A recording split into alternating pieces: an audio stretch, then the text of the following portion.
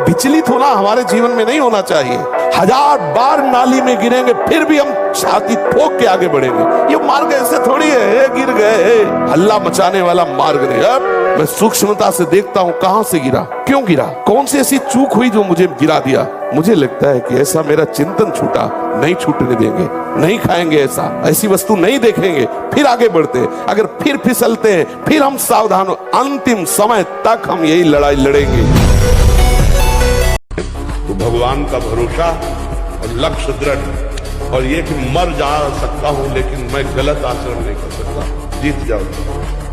ये प्रण हो जाए, कुछ भी हो जाए, मर सकता हूं लेकिन मैं अपने धर्म के विरुद्ध आचरण नहीं कर सकता, जीत गया। इसलिए बहुत सावधान रहिए, अपने कान को संभालिए, जबान को संभालिए, नेत्रों को संभालिए। इन 3 से ही साधना बनती है और बिगड़ती है। नेत्र गलत देखेंगे, जबान गलत बोलेगी, कान गलत सुनेंगे तो आपका गलत चिंतन होगा, गलत क्रियाएं होंगी। और आप सत्य सुनोगे तो सत्य भगवान की प्राप्ति कराता है। हर समय जब आप बैठे तो मेरुदंड सीधा, इसका ध्यान रखें, आगे नासाग्र दृष्टि रखें और सावधानी से शयन करें। शयन करते समय बड़ा खतरा है। शयन के समय हमारी इंद्रियां और मन बहुत चंचल होता है। उस समय अगर ब्रह्मचारी भगवत चिंतन करते हुए, उसको नींद से मतलब नहीं है, तन्मयता धारण करते हुए नींद में चला गया तो बच जाएगा। अगर कहीं उस समय वो छूट दे दी, पास में मोबाइल है, तो कभी ब्रह्मचर्य नहीं है। अनंत जन्मों से माया हमें रौंदती रही है, वो कैसे बर्दाश्त करेगी कि हमको चरणों से रौंद के निकल जाए, ऐसा कैसे हो सकता है। तो वो प्रियजनों के बुद्धि में भेजती है, यहाँ से तीर काम करेगा, यहाँ से काम करेगा। फिर जब देखती ऐसा नहीं तो इंद्रिय द्वारों पे उसी के दैवी शक्तियां जागृत कर देती, अब आकर्षित करो। पर मंत्र जाप नाम के प्रभाव से फिर भी नहीं, तो सिद्धियों को भेजती, तू आकर्षित कर, आखिरी पॉइंट। लेकिन गुरु कृपा पात्र जब उसको, तो फिर हुए परम विद्या स्वरूप ज्ञान विज्ञान संपन्न वो भगवत चरणारविंद का साक्षात्कार। अगर बस चले तो हम सब समस्याओं को मिटा दें, लेकिन हमें मिटाना नहीं हुआ, हमें भोगना पड़ता है। बड़े बड़े संतों को भोगना पड़ता है, नहीं भोगना पड़ता। तो इसलिए ये विचार कीजिए कि अगर मिटाना संभव होता तो दशरथ जी की मृत्यु नहीं होती।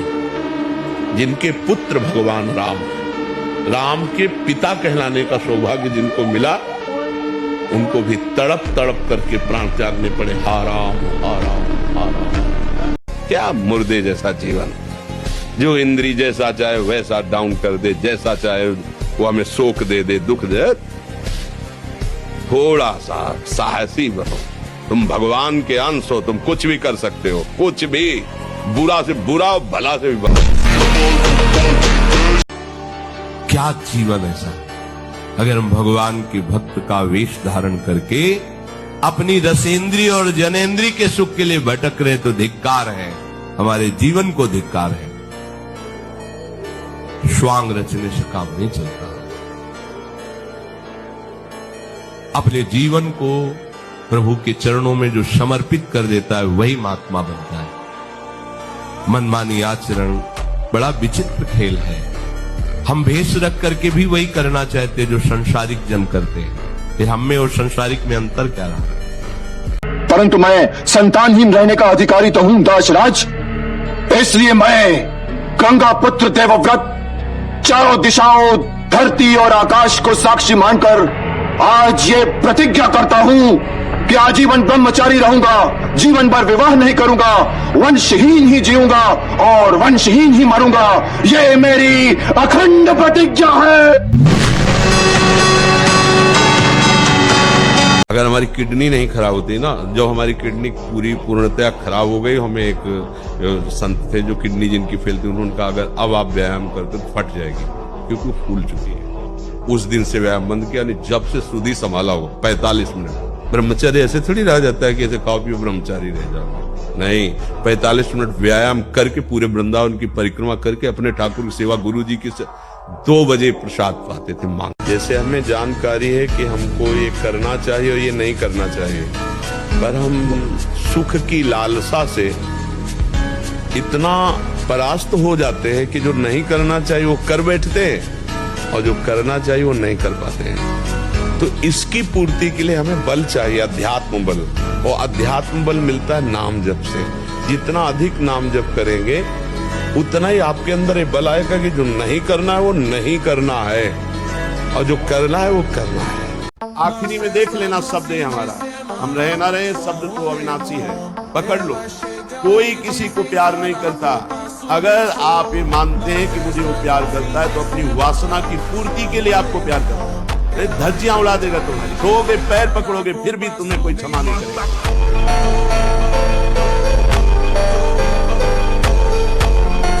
40-40 किलोमीटर गंगा के किनारे से थकने का सवाल का। राम काज कीन्हे बिनु मोहि कहाँ विश्राम। हे मानव जीवन मिला बहुत जन्मों में, सब थोड़ा सा संयम। ब्रह्मचर्य नष्ट हुआ तो सब इंद्रिया मन तुम्हें अधीन कर लेंगी, गुलाम बना लेंगी। ये शरीर का राजा है, राजा घायल हुआ तो सब सैनिक बंदी बना लिए जाते हैं। दुश्मन आए तब हम बंदूक भरे, ऐसा नहीं पहले ही लोड करके हम दरवाजे के छेद में लगाए कि आया कि गोली मारा। मन तभी तक हमारे ऊपर हावी है जब तक हम मन को दोस्त माने हुए हैं, और जिस दिन इसको दुश्मन की तरह देख लेंगे ना, बहुत हुआ यार तुमने नचनी नाच नचा लिया, आज से तो बुरी सलाह देगा बिल्कुल नहीं मानेंगे। अंडर में ना हो जाए आपके तो हमें बताना। हम लोग डरपोक हो गए हैं कि अगर यार इसको ना बोला तो ये जलाएगा और मैं जलन सह नहीं सकता। नहीं, गलत नहीं, अब होने देंगे तो चाहे आग में जला देंगे। अभी जीत जाओगे, अभी जीत जाओगे। एक गंभीर स्वभाव बनाओ, एक उत्तम विचार बनाओ, एक उत्तम कार्यरत रहो, तुम्हें देखो अभी जीवन में चमत्कार आ जाएगा। बात समझो, ये बाहरी आशीर्वाद से कुछ नहीं होता। मन के कहने में तुम्हें चेक करना है, न्यायाधीश बनना है। ये गलत सिखा रहा है या सही? अगर सही सलाह है तो दस्तखत, अगर गलत सलाह है तो बिल्कुल नहीं। हारना किसी को पसंद नहीं, किसको अच्छा लगता है हारना? तो फिर अभ्यास में प्रमाद क्यों किया? फेल होना अच्छा नहीं लगता तो पास होने के लिए पूरे ग्रंथ को अपनी स्मृति में बसा लो। सारी सामर्थ्य आपके अंदर, पर पढ़ने में मन नहीं लगता, भोग विलासिता, गंदी आदतें, तो स्मृति खत्म हो गई। अब क्या करोगे? तुम्हारे शरीर में अगर ब्रह्मचर्य है, तुम्हारे शरीर में अगर व्यायाम की स्फूर्ति है और अभ्यास है, तो किसी भी मार्ग में जाओ, विजयी ही विजयी रहोगे। आप किसी को देखें, इसको सुधार लो, सब सुधर जाएगा। ब्रह्मचर्य पर दृष्टि डालो, ब्रह्मचर्य का सुधार करो, पूरे आचरण जो करते उनको छोड़ दो और नाम जप करो। अभी आनंदित ना हो जाना तो बताना। ब्रह्मचर्य बहुत बड़ा वरदान है। इसी ब्रह्मचर्य के नाश में दुनिया डटी हुई है, नहीं डटी हुई, इसी का नाश, ब्रह्मचर्य नाश का। जिसके निकालने में इतना सुख, उसको रोकने में कितना सुख होगा तुम सोच भी नहीं सकते। रोक कर देखो, बहादुर हो तो। और ब्रह्मचर्य ठीक है तो डटे रहोगे। ब्रह्मचर्य शारीरिक बल, आध्यात्मिक बल, बौद्धिक बल, सब बल प्रदान करता है। नियम में हो जाए तो 10-10, 20-20 वर्ष हो गए। ऐसे ऐसे साधक हैं जिनको स्वप्न दोष ही नहीं हुआ, ऐसे ऊर्ध्व रेता। तो फिर जब कोई भी ब्रह्मचारी, कोई भी उपासक, कोई भी बैरागी, त्यागी, महात्मा सोते समय असावधान हो गया तो उसकी रात्रि बहुत गलत जाएगी। खास जब आप सैया पे शयन करते उस समय असावधानी हुई तो विकार छा जाएगा, ध्यान रखना। आपका चिंतन गलत हो जाएगा, आपकी चेष्टा गलत हो जाएगी। जागृत में ना सही तो स्वप्न में। आप सावधान उस समय जरूर रहिए। सबसे प्रार्थना है, एकांत में मोबाइल रूपी दुश्मन से बचो।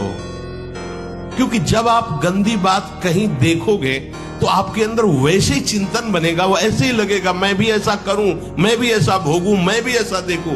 मान लीजिए आप, जब हमारे शास्त्र कहते कि पशु पक्षियों के मैथुन को भी नहीं देखना है, अगर ऐसा एक बार दृष्टि पड़े तो मानसिक प्रणाम करके दोबारा दृष्टि ना देना। और आप मोबाइल में ऐसी चेष्टाएं देखोगे, कैसे आप भगवत भजन करोगे?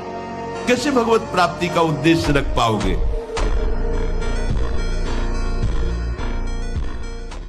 अगर व्यायाम नहीं है और आसन नहीं है और दिनचर्या ठीक नहीं, आहार ठीक नहीं, तो भूल जाए कि कोई ब्रह्मचर्य नैष्ठिक 10-20 दिन वो बात अलग है। नैष्ठिक ब्रह्मचर्य के लिए, ब्रह्मचर्य रक्षा के लिए पहला तो ये निश्चय करना होगा कि आपकी वीर में महत्व बुद्धि हो जाए। जिसे आप व्यर्थ समझ रहे हैं वो बहुत बड़ी जीवनी शक्ति है। चाहे जितना आप उसको निकालते रहिए, आपको सुख कभी नहीं मिलेगा, दुख बढ़ता चला जाएगा।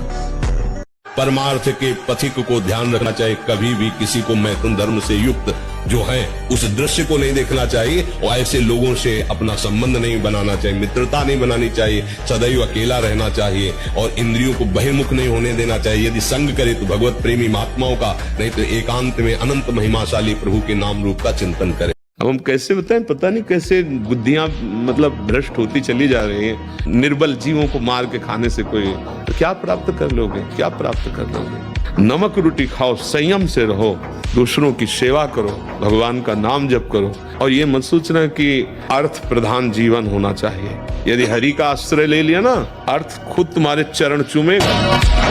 तुम इतने मजबूत बनो कि कोई भी बुराई तुम्हारे हृदय में प्रवेश न करे, कोई भी तुम्हें बुरा न दिखाई दे और तुम सब में भगवान को देखकर इस माया पर विजय प्राप्त करो। कोई भी बुरा हमको दिखे ना और कोई भी बुराई हमको परास्त न कर पावे, कोई भी दुख हमारी प्रसन्नता को न छुपाए, क्योंकि सर्वम खलमिदम ब्रह्म, सब जगह वही विराजमान है। कौन बुरा है? सच्चा ज्ञान, सच्ची अच्छाई तो यही है ना कि बुरे में भी मुझे भगवान दिखाई दे। ब्रह्मचर्य अगर सही है, आपने किसी तरह इधर उधर, तो ये प्रश्न ही नहीं रहेगा। जिधर दृष्टि डालोगे उधर जय होती चली जाएगी।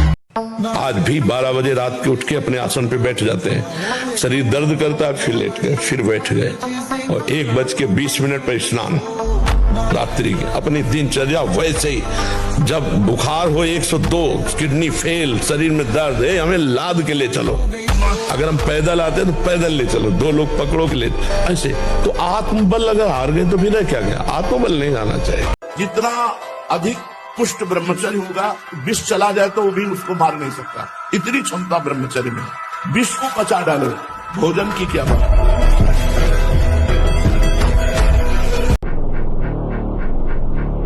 संयम एक बहुत बड़ी सामर्थ्य है। जो बच्चे इस सत्संग को सुने वो खुद अपने हृदय में देख ले कि हमारा जो उनसे प्रार्थना करना है कि दोस्त बनाओ, हम निषेध नहीं करते। क्या हम हमारे 4 बहनें हो और हम उनके बीच में रहते हो तो हमें काम सताएगा क्या? क्या तुम ऐसे दोस्त नहीं बन सकते क्या? क्या जरूरी है कि काम की भावना से ही किसी से दोस्ती करना?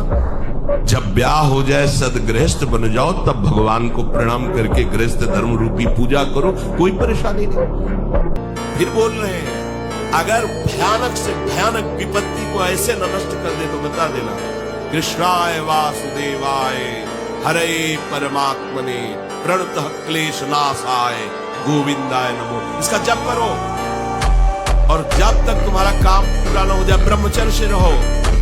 झूठ मत बोलना, मदिरा मत पीना, मांस मत खाना और नाकाम हो जाए तो फिर बताना।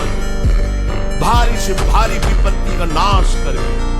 तुम इतने मजबूत बनो कि कोई भी बुराई तुम्हारे हृदय में प्रवेश न करे, कोई भी तुम्हें बुरा न दिखाई दे और तुम सब में भगवान को देखकर इस माया पर विजय प्राप्त करो। कोई भी बुरा हमको दिखे ना और कोई भी बुराई हमको परास्त न कर पावे। किसी से लड़ना तो पहले थोड़ा दूध पियो, घी खाओ, दंड बैठक मारो, संयम से रहो, थोड़ा पावर बनाओ, पहले नाम बल एकत्रित करो, थोड़ा नाम जप करो, फिर देखो ऐसा चाटा मन को मारेगा नाम की अपने आप लाइन पे चलने लगेगा। कोई संशय नहीं, कोई किसी भी तरह का विघ्न। महाराज जी, ना चाहते हुए भी मेरा मन पराई माता बहनों पर दूषित दृष्टि। ऐसा हो ही नहीं सकता बच्चा। हम ना चाहे और फिर मेरा मन ऐसा कर दे तो ऐसा अपनी बहन पे जाता है। अगर हमारा मन किसी माता बहन में चला जाता है, गंदी भावना करता है, तो हम उसे वापस लाते हैं और डांट लगाते हैं। जैसे अपनी बहन तैसे दूसरे की बहन। आत्मना प्रतिकूलानी परेशान न समाचरे। हमारी बहन को कोई गंदी दृष्टि से देखे तो कैसा लगेगा? तो हमको अपनी आंखें संभाल के रखनी, दूसरी बहन बेटियों की तरफ गंदी दृष्टि नहीं देखनी। मन हमारा कहता रहे तो क्या है? यम ही न व्यथ्यन्ते ते पुरुषम पुरुषर्षभ सम दुखा सुखाधीरम स्वमृतत्वाय कल्पते। जो मन के द्वारा दी हुई व्यथा से व्यथित नहीं होते, उसको कंट्रोल करते हैं, कदापि नहीं, वो निकल जाते हैं माया से, नहीं तो रौंद दिए जाओगे। समय अनुकूल नहीं है, अरे ईश्वर की इच्छा नहीं है, प्रारब्ध बड़ा बलवान है, दैव बड़ा, ये सब बेकार की बातें, परमार्थिक पथिक नहीं देखते। नियम लिया, निष्ठा ली, प्राण दे देंगे लेकिन बढ़ेंगे, ये वीर बहादुरों का मार्ग है, समझ रहे ना? हाँ, नए साल में अगर नियम लेना है तो यही लो कि आज के बाद मैं कभी शराब नहीं पीऊंगा, मांस नहीं खाऊंगा और ना किसी माता बहन की तरफ गंदी बात करूंगा, गंदी दृष्टि देखूंगा, अपने कर्तव्य का पालन करूंगा और इसी जन्म में भगवान को रिझा दूंगा, नाम जप करते हुए भगवत प्राप्ति करूंगा। हमारा तो यही सब। क्या मुर्दे जैसा जीवन, जो इंद्री जैसा चाहे वैसा डाउन कर दे, जैसा चाहे वो हमें शोक दे दे, दुख दे। थोड़ा सा साहसी बनो, तुम भगवान के अंश हो, तुम कुछ भी कर सकते हो, कुछ भी।